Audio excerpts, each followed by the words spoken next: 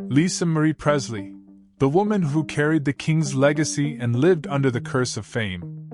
Imagine being born the son of a king, the son of a man who changed music forever. But instead of living the dream, you discover you're trapped in his shadow, a shadow that never fades. This isn't a story of fame, it's a story of a curse, the story of Lisa Marie Presley. If you like this opening, hit the like button and keep reading, because what's coming will truly shock you.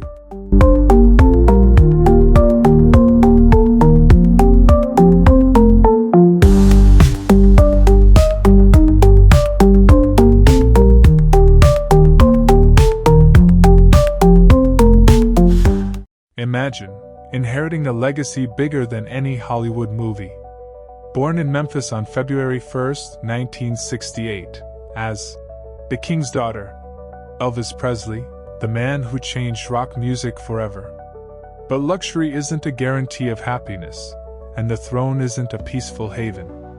In this film, we tell the story of Lisa Marie, the daughter who became a legacy, and the artist who tried to forge her own voice, far from her father's shadow. At just 9 years old, her father died, the moment that King ended, and a downward spiral began for his daughter. From Graceland mansion to a small apartment in Los Angeles. The difference in location is vast, but the difference in feeling is even greater. A young girl learning that her name is a reflection of a history she didn't choose. And history adds, in 1993, Lisa became the sole owner of the inheritance, approximately $100 million, and with it, the burden of that inheritance. If you asked me, she was wearing a crown before she knew how to walk on her own. Lisa Marie didn't enter the world of music through fame, she entered through the door of "I'll tell my story." She released her first album, To Whom It May Concern, in 2003, which she wrote in large part, and it achieved considerable success. But what's striking here is the voice. Was there a resemblance to her father's? Yes. But there was a different cry, the cry of a woman trying to free her voice from the shadows. A sarcastic point. I mean, not everyone is born into a palace and wakes up saying, this inheritance will keep me awake at night. But she grew up trying to complete the "I'm not just the king's daughter." Let's quickly skip to the most prominent milestone, her marriage to Michael Jackson in 1994, about 20 days after her previous marriage ended. The world was stunned.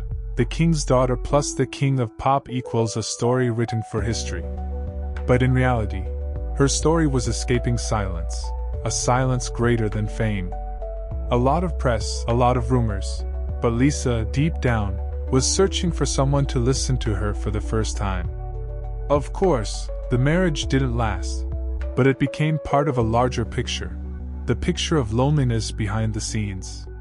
So, the man who changed music is gone, and the daughter is still trying to fill the void.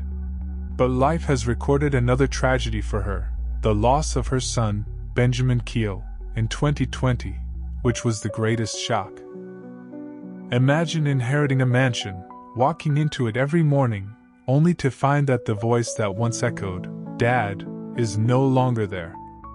And on top of that, you lose your son, whom you resemble in so many ways. Life swallows fame, leaving only pain. Lisa Marie Presley wasn't just a minor scene in her father's story. She was a story in herself. She managed Graceland Manor, sold the majority of the company, but kept the spirit. And she recorded the album Storm and Grace in 2012, an album that reflects confession, escape, and quiet screams. Even after her sudden passing on January 12, 2023, at the age of 54, the story isn't over. Because a legacy isn't what you own, it's what you leave behind, a voice, a mark, a piece that lingers. Lisa Marie Presley wasn't just an inheritance, or an academic title in the annals of fame. She was a woman who forged her own voice, faced a light greater than she could bear, and bravely endured the weight of history. In the end, we may forget the king's name, but his daughter's voice will continue to echo. I am here. I am not just a shadow.